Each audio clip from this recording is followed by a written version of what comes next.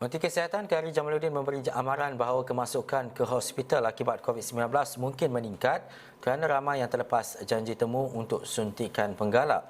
Dikira 40% individu yang mendapat janji temu tidak hadir untuk mengambil suntikan berkenaan. Jadi menerusi Skype kita ketika ini, pakar perubatan kesihatan awam Profesor Madya Dr. Malina Osman. Assalamualaikum Prof.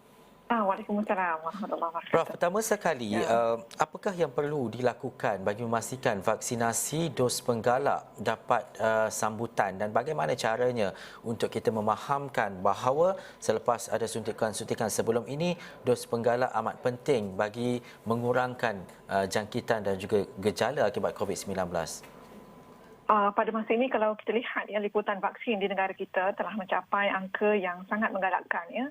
Sehubungan dengan itu, berlalunya masa lebih daripada 6 bulan ini tidak dapat respons ataupun tindak balas imuniti bagi sebahagian individu yang telah menerima vaksin mengalami sedikit penurunan, dan berdasarkan data-data daripada negara-negara yang telah melaksanakan vaksin ini lebih awal menunjukkan di kalangan mereka yang rentan pada usia warga emas dan juga mereka yang mengalami masalah kesihatan ya, komorbid, terutamanya penyakit-penyakit yang mungkin mengganggu tindak balas ataupun respon imuniti, dan juga mereka yang mungkin berdepan dengan risiko jangkitan yang tinggi ya, perlu mendapatkan dos penggalak bagi mengelakkan berlakunya jangkitan-jangkitan yang baru. Ini telah ditunjukkan oleh data di negara Israel dan juga Singapura ya, berdasarkan peningkatan kes selepas tempoh 6 bulan berkenaan di kalangan kumpulan-kumpulan tersebut.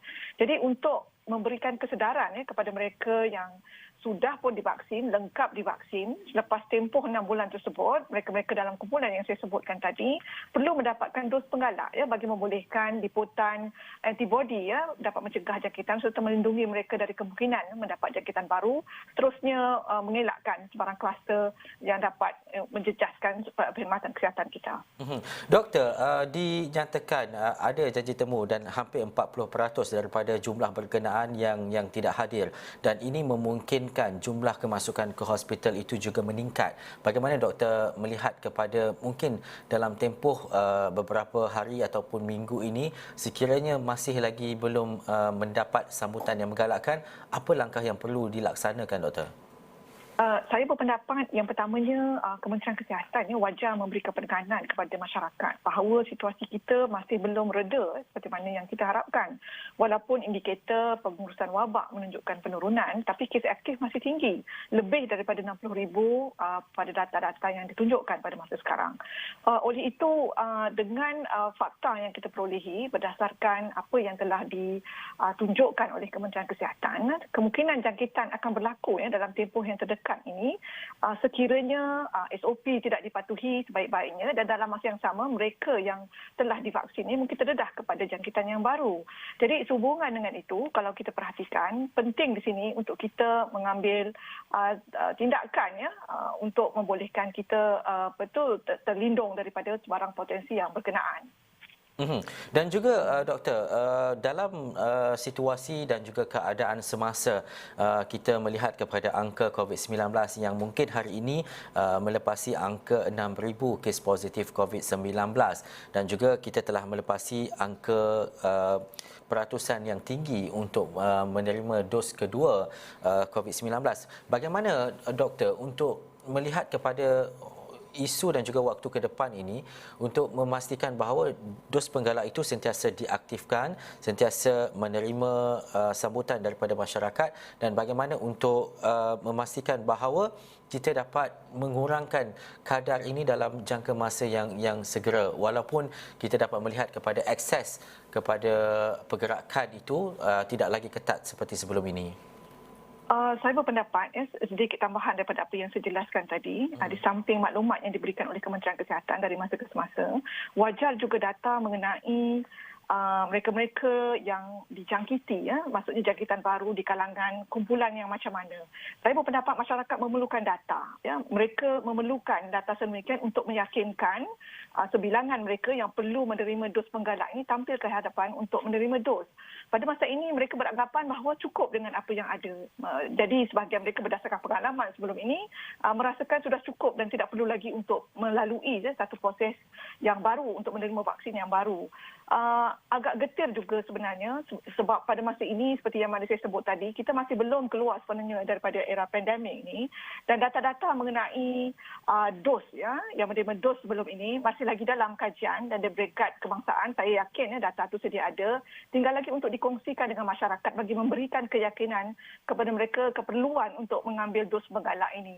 Dari masa ke semasa juga saya berpendapat semua kaki tangan kesihatan dan mereka yang terlibat sebagai anggota barisan hadapan juga turut tampil ke hadapan untuk memberikan maklumat dan juga galakan kepada mereka-mereka yang wajar menerima suntikan penggalak ini dapat mengambilnya seperti mana yang dijadualkan. Kita harap tempoh getir yang kita lalui sepanjang Julai, Ogos lalu tidak berulang. Dan keadaan ini sebenarnya adalah merupakan fenomena yang masih membimbangkan saya, terutamanya kalau kita lihat dari segi fakta kesihatan awam pada masa ini kita masih lagi belum pulih sepenuhnya dan saya sangat mengharapkan supaya nasihat-nasihat daripada kerajaan untuk mereka yang wajar mengambil dos penggalak ini dapat mengambilnya bagi mengelakkan kemungkinan yang kita tidak ingin. Doktor, soalan ini mungkin biasa dan juga selalu ditanyakan, tetapi untuk mengingatkan kembali kenapa pentingnya dos penggalak itu diberikan kepada golongan mereka yang berisiko, bagaimana ia bertindak balas terhadap sistem imun badan itu bagi mengelakkan jangkitan COVID-19. Tak cukupkah dengan 2 dos sebelum ini? Ini mungkin perkara yang perlu kita maklumkan ataupun kita fahami dengan lebih lanjut, Doktor.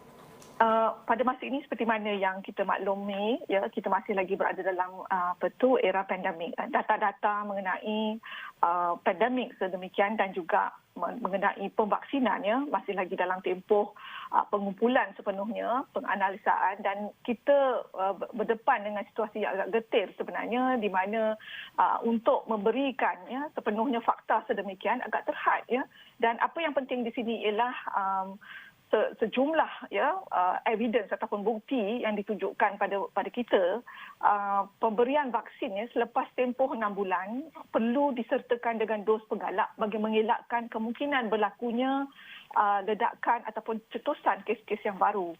Ini sebenarnya sangat relevan terutama kepada mereka yang mengalami situasi respon tidak balas imuniti itu agak rendah ataupun terjejas terutama di kalangan warga emas yang berusia 60 tahun dan ia telah ditunjukkan seperti mana yang berlaku di Israel dan juga negara yang terdekat dengan kita iaitu Singapura.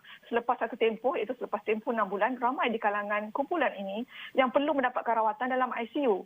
Kita perlu mengelakkan keadaan tersebut untuk berlaku di negara kita dan kerana itulah saya setuju dengan betul saranan daripada Kementerian Kesihatan bagi menggalakkan mereka dalam usia-usia rentan ini tampil ke hadapan.